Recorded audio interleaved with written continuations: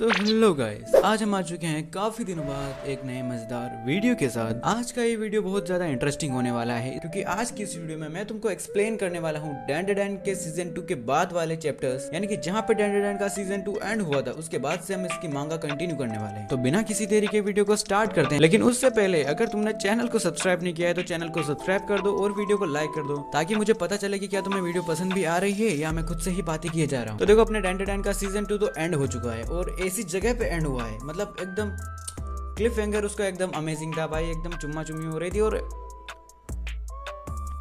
तो जब ये सीन हो रहा था उस समय मोमो ने सारा खेल देख लिया हुआ होता है। तो उसके बाद अपनी मोमो आती है, उस एलियन को एकदम जोरदार ऐसे किक मारती है और यहाँ पे अपना किंता कह रहा होता है कि काश मैं उस जिप को खोलता तो मतलब उसका कुछ नैन मटक्का हो जाता उसके साथ। फिर मोमो उस एलियन से एकदम गुस्से में पूछती है कि क्या तुम ही काजी हो और ये तुमने अभी ओकारुन के साथ क्या किया। लेकिन यहाँ एलियन को मोमो की लैंग्वेज समझ में नहीं आ रही थी कि वो क्या बोल रही है। ऑब्वियसली भाई वो एक एलियन है तो उसे अपनी यहाँ की भाषा क्यों ही आती होगी। फिर वो एलियन भी अपनी भाषा में कुछ कहने की कोशिश करती है लेकिन वो भी मोमो को समझ में नहीं आ रहा था और वो उस पर और ज्यादा भड़क जाती है। यहाँ पे किंता कह रहा था कि हमें उसकी बात सुननी चाहिए लेकिन मोमो उस पर भी गुस्सा होने लगती है। यहाँ पे ओकारुन भी कहता है कि हमें उसकी बात शांति से सुन लेनी चाहिए एक बार, और वो इस हालत में नहीं है कि अभी लड़ाई कर सके और हमें उससे गोल्डन बॉल के बारे में तो पूछना है। फिर मोमो ओकारुन से कहती है कि तुम उस एलियन से इतना नाइस इसीलिए बन रहे हो क्योंकि उसने तुम्हें किस किया है। हाँ, यही कहती है। फिर ओकारुन यहाँ पे कहता है कि ये तो एकदम नॉर्मल बिहेवियर है और मोमो कहती है कि ये नॉर्मल है, ये नॉर्मल है तुम्हारे लिए, एक लड़की तुमको किस कर रही है और ये तुम्हारे लिए एकदम नॉर्मल है। फिर ओकारुन कहता है कि मुझे कुछ समझ नहीं आ रहा था और वो सुंदर भी है तो। और फिर मोमो जो है वो और ज्यादा गुस्सा हो जाती है, मतलब एकदम पीक पे चला जाता है उसका गुस्सा और वो ये सब छोड़ छाड़ के अपने घर के अंदर चली जाती है। फिर यहाँ पे अपने लड़के लोग बात कर रहे थे कि हमें किसी ना किसी तरीके से पता लगाना होगा कि ये क्या कहने की कोशिश कर रही है। फिर वो सब उसे लेके कहीं तो जाने लगते हैं और बीच में अपना किंता उस एलियन से कहता है कि मैं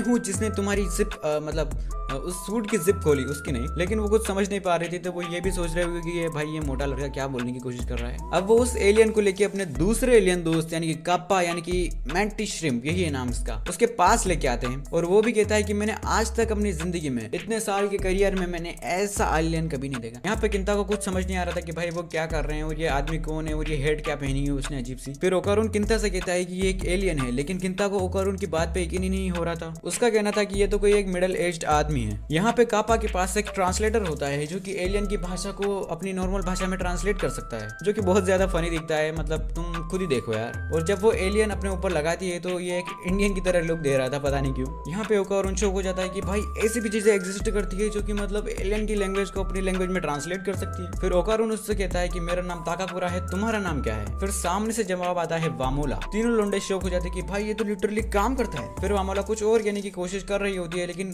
कोई समझ नहीं पा रहा होता है, मतलब थोड़ा बहुत वो ट्रांसलेटर बिगड़ा हुआ था। वो ये कह रही थी कि powerful person to fight and if I lose the powerful person and I get married. फिर ओकारुन एकदम शॉक होकर कहता है कि यू एंड आई व्हाई।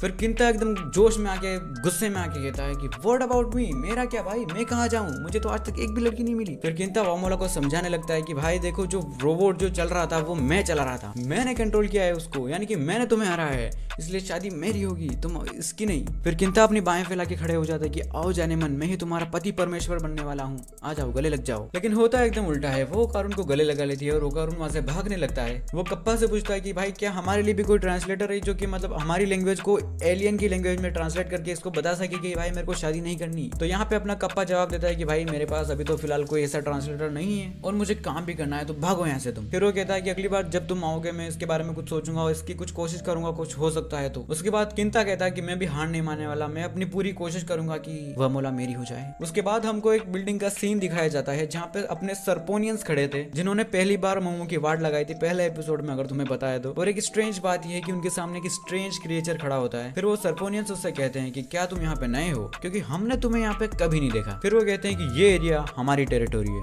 और यहाँ तुम्हें आने की इजाजत नहीं है, तो चले जाओ यहाँ से। वहाँ पे टोटल 3 सर्पोनियंस खड़े थे और जो दोनों थे ना लेफ्ट और राइट वाले, उन दोनों को एक स्ट्रेंज पावर क्रश कर देती है, उनकी हेड एकदम चकनाचूर हो जाते हैं। और बीच वाले को एक पंचा पकड़ लेता है जिसमें टोटल 3 उंगलियां थी किसी एलियन या किसी बर्ड जैसी। और यहाँ पे एक अलग टाइप का एलियन इंट्रोड्यूस होता है और वो सर्पोनियन से कहता है कि hey your things are my things and my things are only my things. तो भाई यही था आज का वीडियो। अगर तुम लोगों को वीडियो में मजा आया तो वीडियो को लाइक कर देना, चैनल को सब्सक्राइब कर देना। और अगर तुम लोग चाहते हो कि मैं वीडियो की लेंथ थोड़ी लंबी रखूँ, यानी कि मैं कम से कम 2 या 3 चैप्टर्स एक वीडियो में एक्सप्लेन करूं, तो उसके लिए तुम लोग कमेंट कर सकते हो। बाकी मिलते हैं किसी दूसरे धमाकेदार वीडियो के साथ, तब तक के लिए बाय।